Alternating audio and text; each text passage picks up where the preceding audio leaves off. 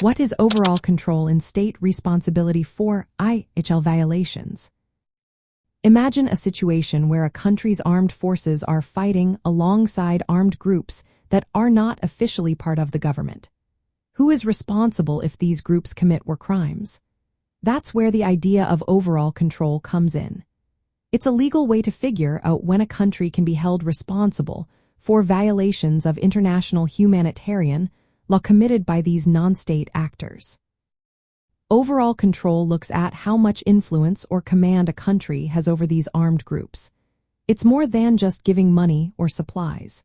It's about whether the country has a real say in how these groups plan and carry out their actions. If a country directs or organizes the military operations of these groups, then it can be held accountable for any violations that happen. This concept is especially important when armed groups operate within a country's borders or work closely with the national military. If the country exercises overall control, then any war crimes or violations of international law by these groups are seen as committed by the country itself.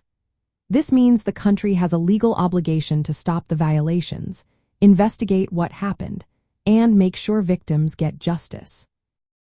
The standard of overall control helps close gaps where violations might otherwise go unpunished because the perpetrators are not official soldiers. It makes sure that countries cannot hide behind the fact that these groups are not formal military units. They are still responsible if they have enough influence over their actions. To prove overall control, authorities look at evidence like command structures, decision-making processes, and operational plans.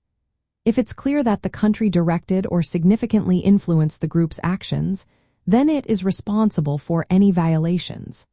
This responsibility includes legal duties to investigate, prosecute, and provide remedies for victims. Overall control is a key part of enforcing international humanitarian law.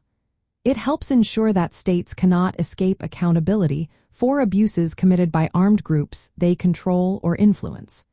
It underscores the duty of states to protect civilians and respect the rules of war, even when fighting non-state actors.